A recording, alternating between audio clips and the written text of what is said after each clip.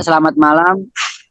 Kami dari kelompok B, mata kuliah Kesehatan, Keselamatan Kerja, dan Lingkungan Hidup, Universitas Negeri Semarang, Prodi Teknik Mesin.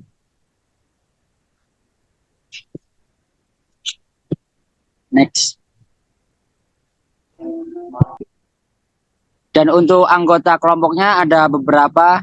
Dari kami mungkin bisa perkenalan satu-satu. Saya Jona Begnar Syanipar dengan NIM akhir 114. Saya Afif Danang Fadila dengan NIM akhir 116.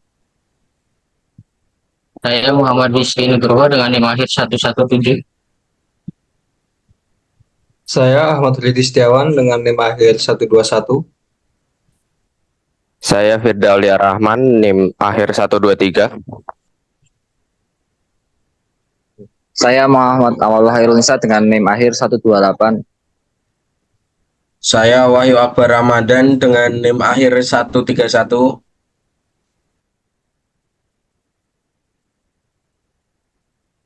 Saya Afif Muaz dengan NIM akhir 136.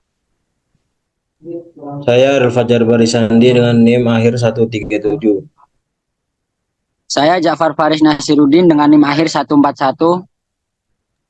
Saya Michael Jonsa Sitinjau dengan NIM akhir 149.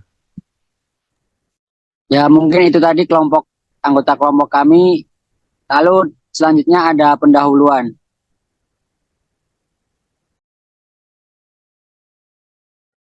Gambaran umum tentang pengelasan. Pengelasan adalah salah satu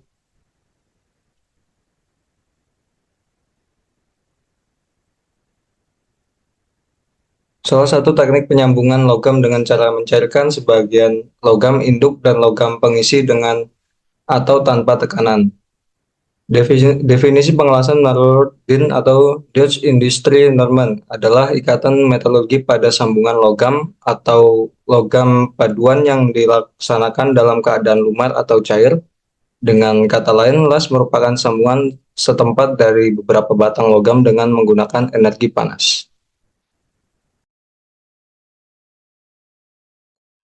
Next. Pentingnya keselamatan kesehatan kerja dan lingkungan hidup dalam pengelasan. Keselamatan kerja dan perlindungan lingkungan hidup merupakan aspek penting dalam industri pengelasan karena dalam pengelasan melibatkan panas tinggi, gas, dan tekanan terkadang bahan kimia, sehingga risiko kecelakaan dan paparan zat berbahaya menjadi perhatian serius. Pengelasan juga memiliki berbagai dampak yang potensial terhadap lingkungan. Pengelasan menghasilkan asap dan gas yang dapat mengandung partikel dan senyawa kimia berbahaya. Jika dilepaskan ke udara tanpa pengendalian, ini dapat mencemari atmosfer dan mengancam kualitas udara di sekitar lokasi pengelasan.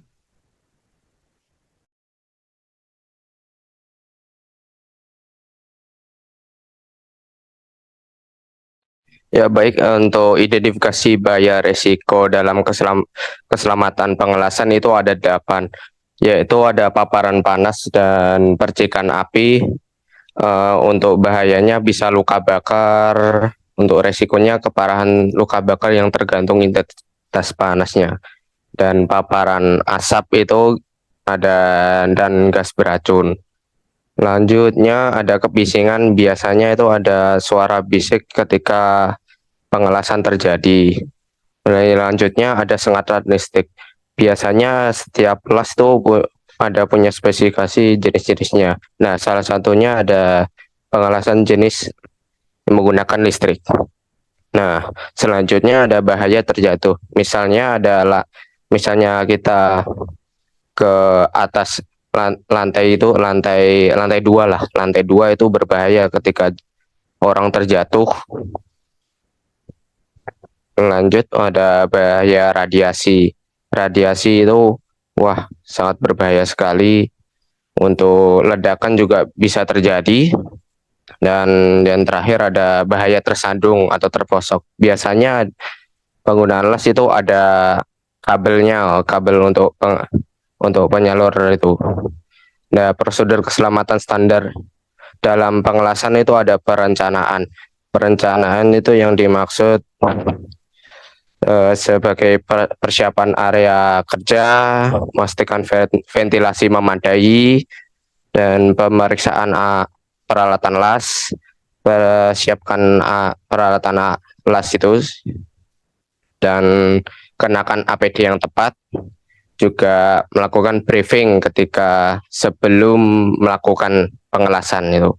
Dan yang terakhir ada pengaturan tempat kerja, ya itu dipastikan mematuhi prosedur kerja ya, dan lindungi benda-benda ketika terjadi bahaya dan risiko yang di atas tadi. Lalu pastikan menggunakan alas kaki yang bersepatu khusus untuk pengelasan itu. Lanjut.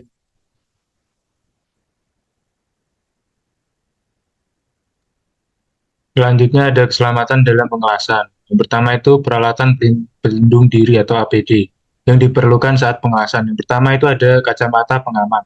Kacamata pengaman digunakan untuk melindungi mata dari percikan logam, cipratan bahan kimia, dan sinar UV yang dihasilkan selama proses pengelasan.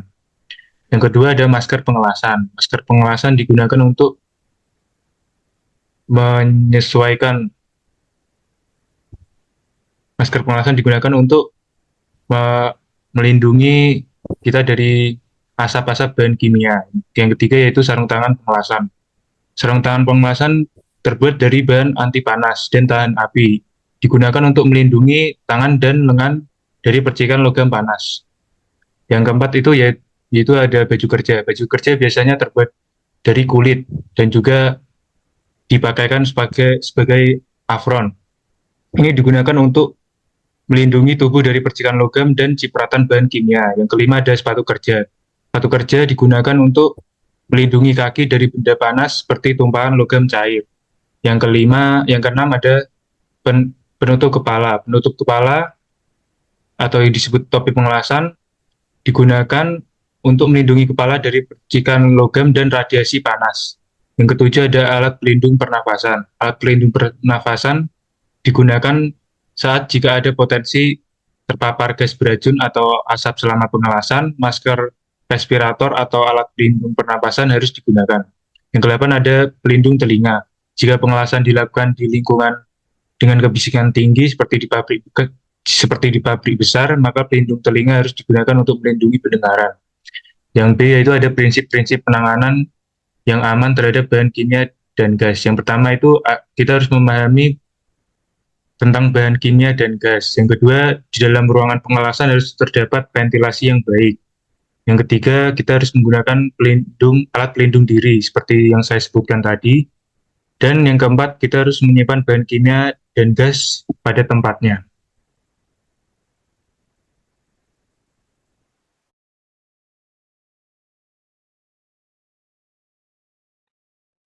Oke, baik. Untuk selanjutnya ada keselamatan kerja dalam pengelasan. Yang pertama ada pelatihan dan sertifikasi pengelas. Berdasarkan Pusdiklatpal, pelatihan dan sertifikasi jurulas ini bertujuan untuk meningkatkan kompetensi guna melengkapi persyaratan sebagai jurulas yang diakui secara nasional, karena dibuktikan dengan sertifikat kompetensi yang dikeluarkan oleh Badan Nasional Sertifikasi Profesi atau BNSP, agar efektivitas, efisiensi, dan produktivitas kerja meningkat dan keselamatan kerja dalam pekerjaan pengelasan lebih terjamin. Berikutnya ada praktek terbaik dalam pemeliharaan dan penggunaan peralatan pengelasan. Yang pertama ada inspeksi dan perawatan rutin. Kedua ada pelatihan operator seperti yang dijelaskan sebelumnya. 3 pelindungan keselamatan yang sesuai. 4 ventilasi yang baik. 5 pengaturan aliran gas yang tepat. 6 pemantauan suhu peralatan. 7 penggantian komponen usang. 8 penyimpanan yang tepat. Dan 9 pengujian reguler peralatan.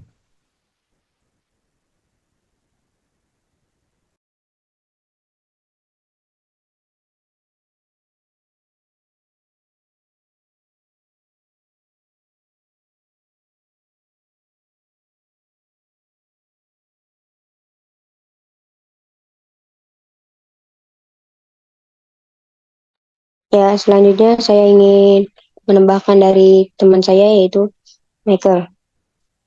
Yang A, penanganan yang benar terhadap mesin pengelasan. Yang ke-1 yaitu memahami terhadap mesin. Yang kedua pemeriksaan sebelum penggunaan. Jadi kita sebelum mengguna kita lihat dulu apakah sudah dari kabel-kabel lasnya itu apakah sudah berfungsi dengan baik atau bagaimana. Dan terus yang ketiga, penggunaan alat pelindung diri atau APD. Kita sebelum memulai pengelasan kita harus menggunakan APD dari helm, sarung tangan sampai apron. Yang keempat, penyimpanan yang tepat. Itu kita menyimpan mesin lasnya itu dari jangkauan-jangkauan yang mudah bahan meledak. Terus yang kelima, perawatan dan pemeliharaan. Itu setiap rutin dicek apakah mesin las ini berfungsi dengan baik atau tidak. Terus yang keenam, penggunaan yang tepat. Jadi sebelum penggunaannya itu harus pergunakan dengan yang tepat ya. Terus yang ke-B itu pengawasan dan pengendalian kualitas dalam proses pengelasan. Yang satu, pemilihan material yang tepat. Yang kedua, pemantauan proses pengelasan. Yang ketiga, pengujian non-destruktif atau NDT. Yang keempat, pengujian destruktif. Yang kelima, pemeliharaan peralatan. Next.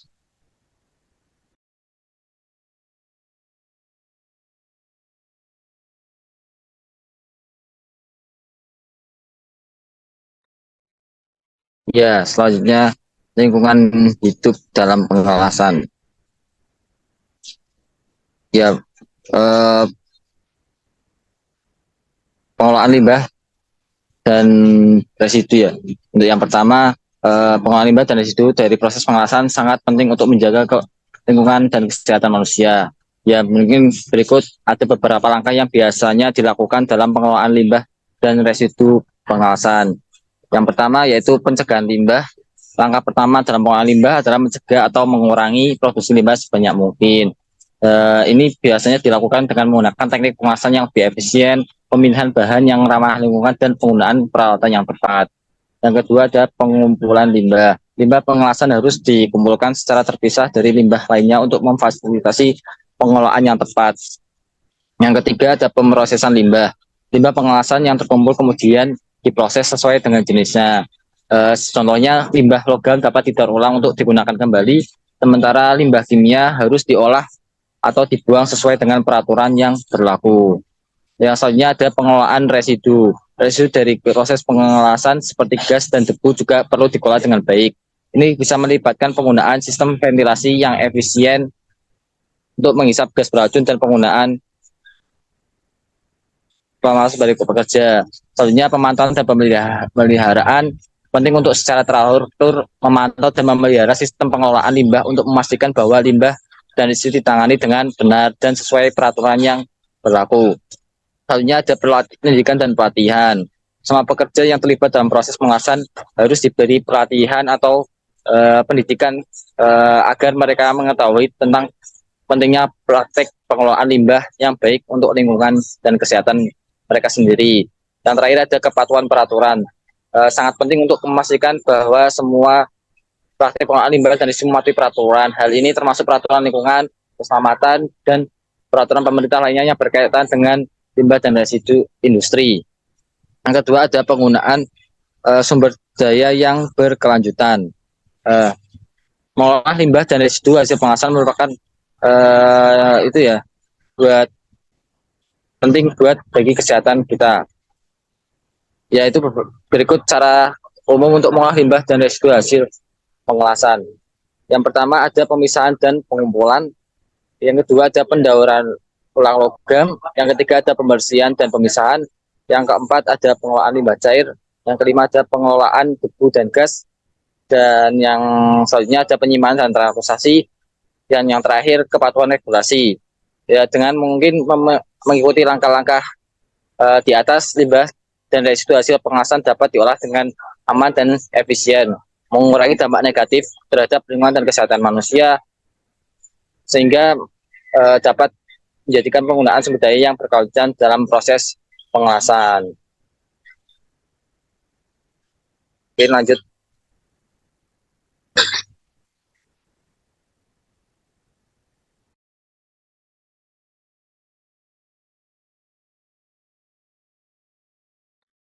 Ya, selanjutnya itu ada pada poin C, penerapan teknologi ramah lingkungan dalam proses pengelasan. Proses ini bertujuan untuk mengurangi dampak negatif terhadap satu lingkungan yang seringkali dihasilkan oleh metode pengelasan tradisional. Salah satu contoh penerapan teknologi ramah lingkungan dalam proses pengelasan adalah penggunaan teknik pengelasan yang lebih efisien dalam penggunaan energi dan bahan bakar. Penggunaan bahan pengelasan yang lebih ramah lingkungan dalam penggunaan energi bahan bakar, penggunaan bahan pengelasan yang lebih ramah lingkungan seperti elektroda berbasis biodegradable, dan implementasi sistem pengelolaan limbah yang baik untuk mengurangi polusi. Lalu di poin D ada strategi pengurangan emisi gas rumah kaca. Strategi pengurangan emisi gas rumah kaca atau GRK bertujuan untuk mengatasi perubahan iklim dengan mengurangi jumlah gas rumah kaca yang dilepaskan ke atmosfer. Beberapa strategi yang didapatkan atau yang diterapkan secara singkat yaitu peningkatan efisiensi energi, pemanfaatan energi terbarukan, pendidikan dan kesadaran masyarakat, penggunaan teknologi ramah lingkungan, dan pengelolaan limbah efisien dan efisiensi dalam transportasi.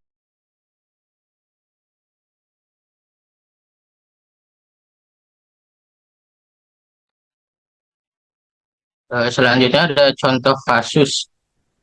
Contoh kasus ini diambil dari jurnal yang berjudul Analisis Kecelakaan Kerja pada Pekerja Pengelasan di CV Cahaya Tiga Putri yang ditulis oleh Dwi Marina Rizka Piselia dan Sri Mindayani dari Universitas Baitur Rahmah Padang pada tahun 2017.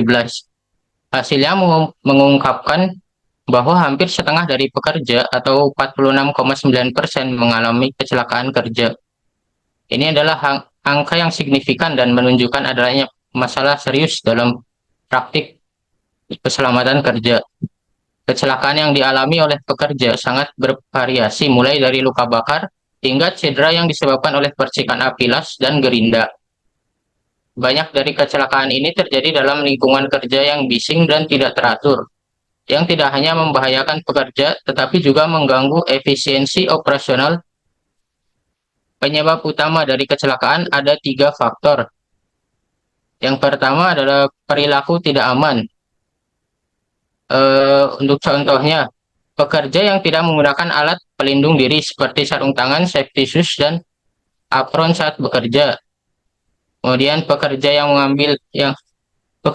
bekerja sambil merokok, yang meningkatkan resiko kebakaran dan mengganggu konsentrasi. Faktor kedua adalah kondisi tempat kerja yang tidak aman. Contohnya lingkungan kerja yang terlalu bising, yang tidak hanya mengganggu komunikasi, tetapi juga dapat menyebabkan stres dan kelelahan. Contoh lain adalah kabel-kabel yang berserakan di tempat kerja, yang dapat menyebabkan pekerja tersandung atau terjatuh. Kemudian ada lantai yang tidak rata dan kurangnya alat pemadaman api ringan di tempat kerja. Faktor ketiga, pengetahuan yang buruk tentang keselamatan kerja. Untuk penanganan yang dapat untuk langkah-langkah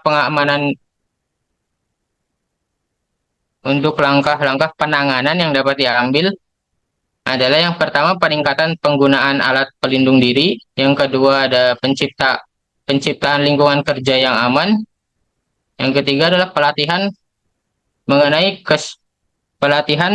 kesehatan dan keselamatan kerja. Langkah-langkah ini tidak hanya meningkatkan kesadaran dan pemahaman pekerja tentang pentingnya keselamatan kerja, tetapi juga secara signifikan mengurangi jumlah kecelakaan kerja. Hasil dari tindakan ini sangat signifikan ditandai dengan penurunan jumlah kecelakaan kerja. Studi kasus ini menegaskan pentingnya kesadaran dan pendidikan tentang keselamatan kerja serta implementasi standar keselamatan yang ketat untuk menciptakan lingkungan kerja yang aman bagi pekerja pengelasan. Next.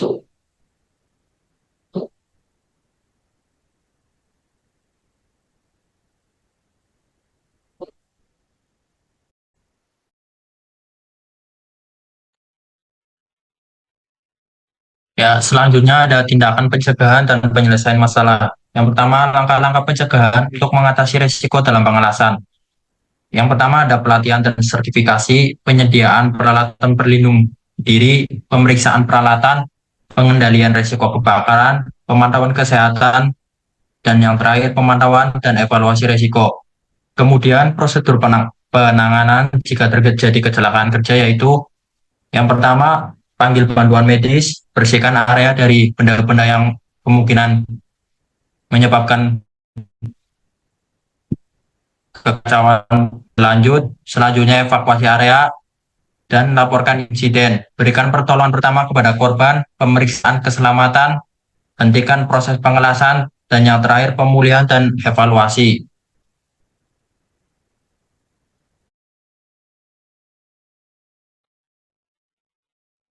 Dari presentasi tadi dapat disimpulkan sebagai berikut. 1. Pemakaian APD. Pentingnya penggunaan APD lengkap sebelum pengelasan.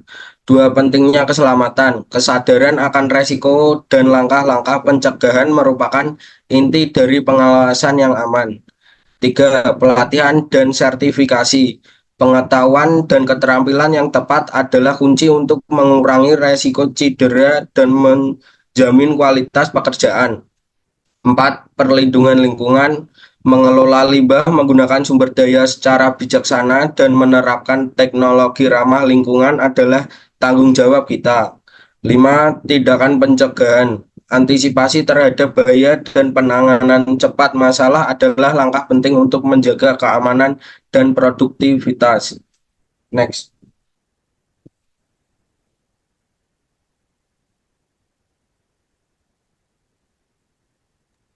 Ya, mungkin selanjutnya ada 5 soal esai. Yang pertama, apa saja bahaya yang mungkin terjadi dalam proses pengelasan? Lalu yang kedua, bagaimana cara mengelola resiko dalam pengelasan?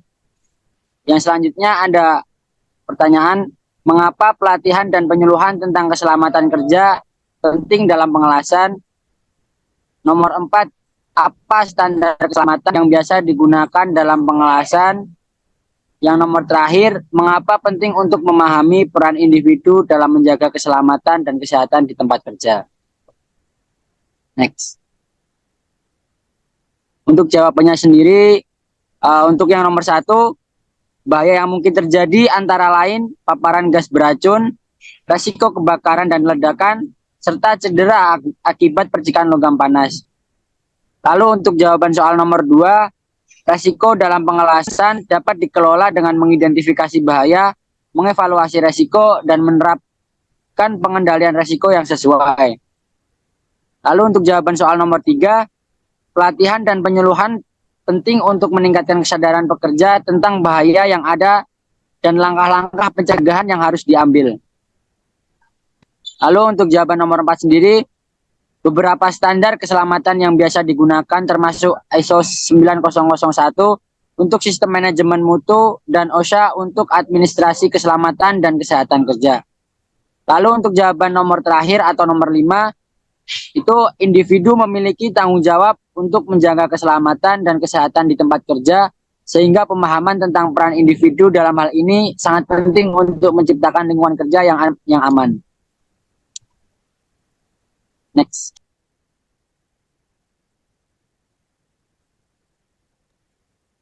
Ya, mungkin itu tadi presentasi dari kelompok kami kait materi pengelasan.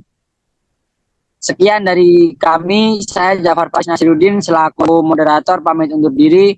Wassalamualaikum warahmatullahi wabarakatuh. Selamat malam. Waalaikumsalam warahmatullahi wabarakatuh. Waalaikumsalam warahmatullahi wabarakatuh.